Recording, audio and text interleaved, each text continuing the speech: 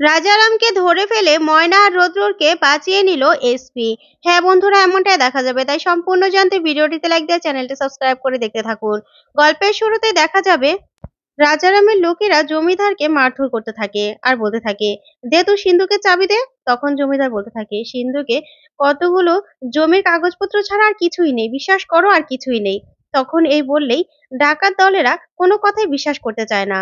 ওইদিকে দেখা যাবে বাচ্চাটা চিৎকার করে ওঠে।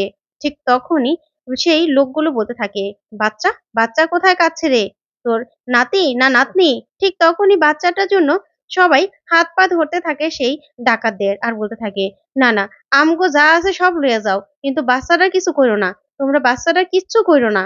ঠিক তখনই কায়দা করে কুমু বলতে থাকে, এখানে তো বৈষ্ণব মা দাঁড়ায় আছিল, সে কোথায় গেল, কোথায় গেল সে? ওইদিকে দেখা যাবে সাইড থেকে রাজারাম দাঁড়িয়ে দাঁড়িয়ে সবটা দেখতে থাকে আর বলতে থাকে, ওগো আমি কি কইছিলাম আর ওরা কি করতাছে?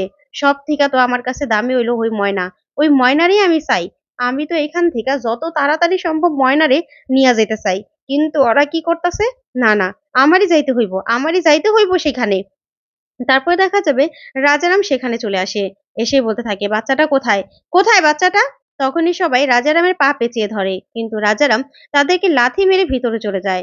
ওইদিকে দেখা যাবে ময়না সেই বউটার কাছে যায়, গিয়ে বলতে থাকে, এদিকে আসো, আমার সঙ্গে এদিকে আসো। তখনই বউটা বলতে থাকে, কেন, তোমার সঙ্গে আমি কই যামু? তখন ময়না বলতে থাকে, বাড়িতে ডাকাত পড়েছে, চলো আমার সাথে চলো, না হলে তোমার কোনো ক্ষতি করে দিতে পারে।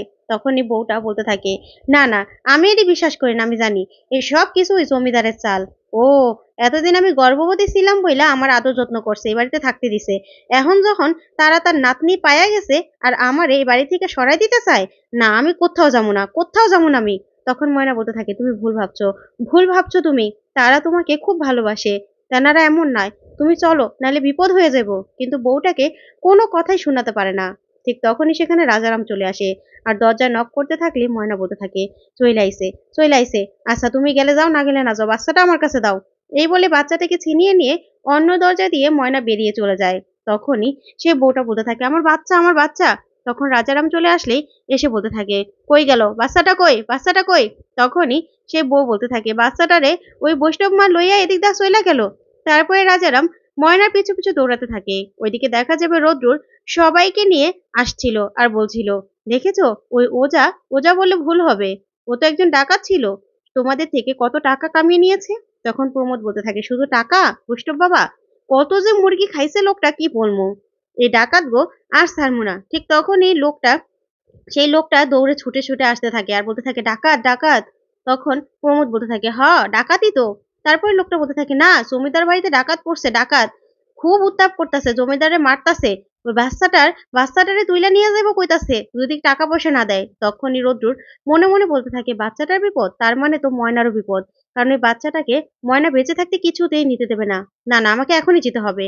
তখনই রোদ্রুর প্রমোদকে বলতে থাকে, প্রমোদ তুমি গ্রামের লোকজন সবাইকে নিয়ে আসো, আমাকে এখনই যেতে হবে, তোমাদের বৈষ্ণব মার বিপদ। তখন এই বলে সেখান থেকে দৌড়ে ছুটে যায় রোদ্রুর। আর এদিকে প্রমোদ বলতে থাকে গ্রামের লোকজনকে, তোমাদের হাতে কাছে যা আছে সবাই সবকিছু নিয়ে এসো, আজকে ওই ওজারে ভূত তাড়াইছি, আজকে ডাকাই তো তাড়ামো। এই বলে প্রমোদ সবাইকে নিয়ে যেতে থাকে। অন্যদিকে দেখা যাবে সেই এসপি আসে ময়নাদের বাড়িতে। তারপরে ময়নার বাবা বলতে থাকে, হ হ বাবা তুমি আইসো, দেখো কতখানি দেরি হয়ে গেল, আজকেই তোমারে আবার ঢাকা যাইতে হইলো। ঠিক তখনই মেজকাম্মা আর গুঞ্জা এসে দাঁড়ায়। আর তখন মেজকাম্মা বলতে থাকে, গুঞ্জা এবার সবটা শোনা যাবে। তখন গুঞ্জা বলে, চুপ করবে। তারপরে ময়নার বাবার এসপি বলতে থাকে, কেন আর কেউ ফোন করছিল? তখন ময়নার বাবা বলে, না আর কেউ তো ফোন করে নাই, তবে একটা লোক ফোন করছিল, কইলো যে তাকে বাসায় নাকি গিয়ে এক রাত ময়না রৌদ্র ছিল ওই বৈষ্ণব বেশে। তখন এই কথাতেই অবাক হয়ে যায় গুঞ্জা।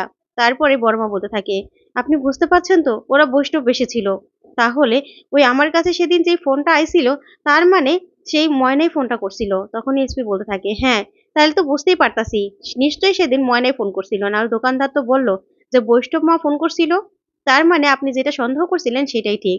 তখন ময়নার বাবা বলতে থাকে, লোকটা না আরেকটা কথাও কইছে যে ময়না রৌদ্র চলে যাওয়ার পরেই ওই আরো কে বলে ওকে খুঁজতে গেছিল। তখন এই কথাতেই গুঞ্জা মনে মনে বলতে থাকে, আবার রাজারামের কথা বলে দেয়নি তো ওই লোকটা। তখনই এসপি বলতে থাকে, কে গেছিল, কইছে কিছু? তখন ময়নার বাবা বলে, না সেটা তো কইতে পারে নাই। তারপরে গুঞ্জা গিয়ে বলতে থাকে, আঙ্কেল আর কিছু বলেছে, দেখতে কেমন বাকি? তখন ময়নার বাবা বলে, না আর কিছুই বলেনি।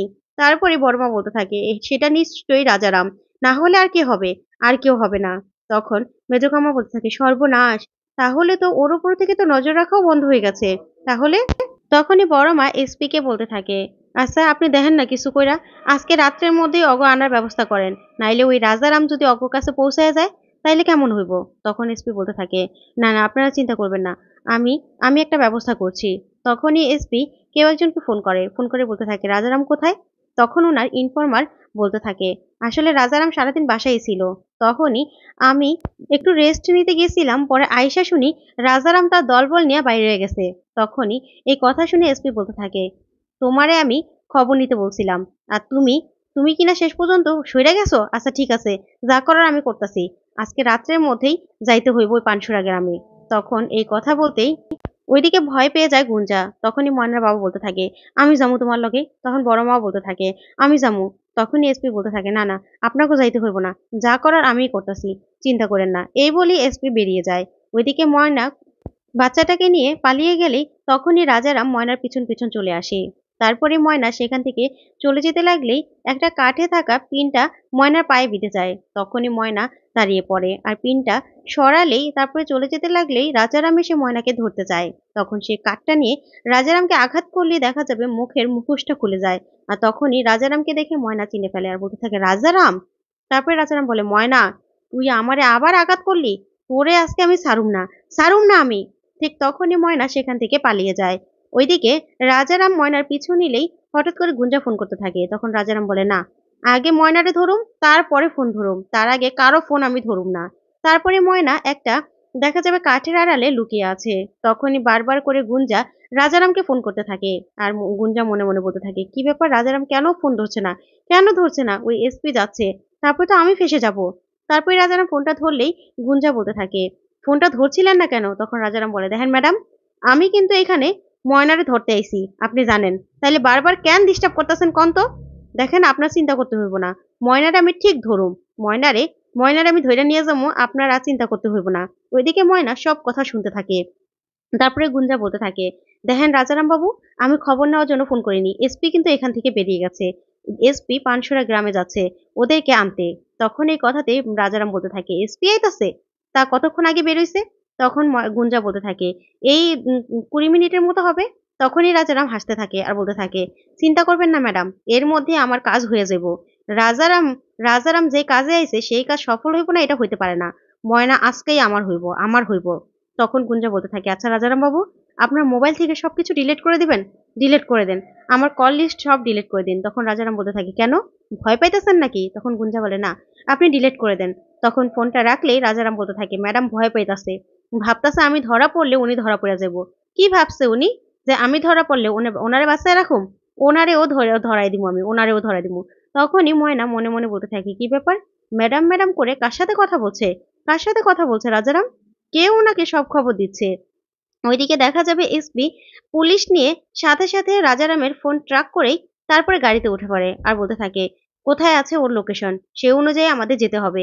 এই বলে এসপি সেখানে পৌঁছে যায়। ওইদিকে দেখা যাবে রাজারাম ময়নার কাছে এসে ময়নার মুখটা চেপে ধরলে তখনই সেখানে রৌদ্র চলে আসে। তারপর রৌদ্রর হাতে একটা লাঠি নিয়ে রাজারামের দিকে এগিয়ে আসলে রাজারাম সাথে সাথে বন্দুক বের করে। তারপরে রাজারাম রৌদ্রকে আঘাত করে ময়নাকে নিয়ে যেতে লাগলেই তখন সেখানে এসপি চলে আসে আর রাজারামকে ধরিয়ে দেয়। তো বন্ধুরা, আজকের আপডেটটি কেমন লাগলো অবশ্যই কমেন্ট করে জানাও। ধন্যবাদ।